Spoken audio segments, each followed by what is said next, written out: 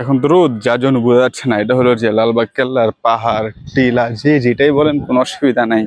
এই জায়গাটা স্বাভাবিক উচ্চতা থেকে একটু বেশি উচ্চত, যার জন্য আপনি উঠতে গেলে আপনি একটু একটু পাহাড়ের মতোই ফিল পাবেন।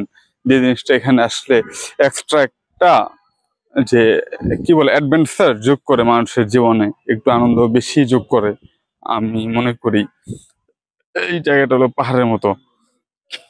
রোদ বেশি হওয়ার কারণে আবার আমি যে সাইড থেকে ভিডিওটা করতেছিলাম, বলা যায় যে আমার ক্যামেরার উপরে এসে সূর্যটা পড়তেছে। এই যে যদি আবার একটু উল্টা সাইড থেকে দেখাই তাহলে বোঝা যায় স্বাভাবিকের থেকে এই জায়গাটা কিন্তু একটু বেশি বেশি উঁচু। তবে জায়গাটা বেশ চমৎকার, খারাপ বলা যাবে না, একদমই না।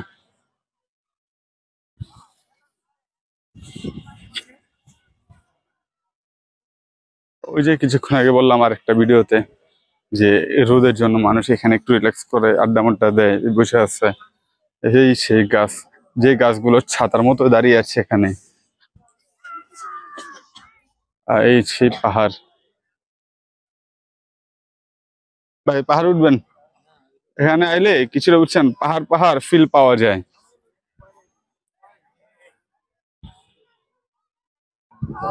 আর যে গরম, ওই যে শীতে কয়েক বছর আগে একটা ভিডিও ভাইরাল হয়েছে, দেখেন না? শীতের চোদনে সোজা খাইতে পারে না। এখন আমার গরমের জন্য বলতে ইচ্ছে করে, একই কথা। কিন্তু যাই হোক ভাই, আসলে সুশীলে বিপদে পড়ছি, কিছু বলতে পারি না। সুশীল মানুষের এই এক সমস্যা, চাইলে সবসময় সব কথা বলা যায় না। এই যে কুত্তা আছে মনুষ্যকে, কি রে ভাই, কুত্তা দেখে আসো এমন হয় না খাবার খুঁজে? আরে কুত্তা টিকিট লাগে না, আবার ঢুকতেছে কেটা? এই যে দেখেন, কুত্তা কিন্তু লালবাগ কেল্লার ভ্রমণের জন্য চলে আসছে। আর আমাদের জামানা মানে পয়সাওয়ালা আছে, পয়সার খরচের ভয়ে ঘর থেকে বাইরে না। চিন্তা করেন ভাই, কুত্তাও অ্যাডভেঞ্চার বুঝে, অনেক মানুষ ওইটা বুঝে না। আমি এমন অনেক দেখছি, অনেক ভালো ভালো পয়সাওয়ালা মানুষ, এদের জীবন আসলে ভাই সকালাত বললে তেমন কোনো কিছুই থাকে না। এরা চিন্তা করে মনে হয় টাকা কামাই এটাই জীবন।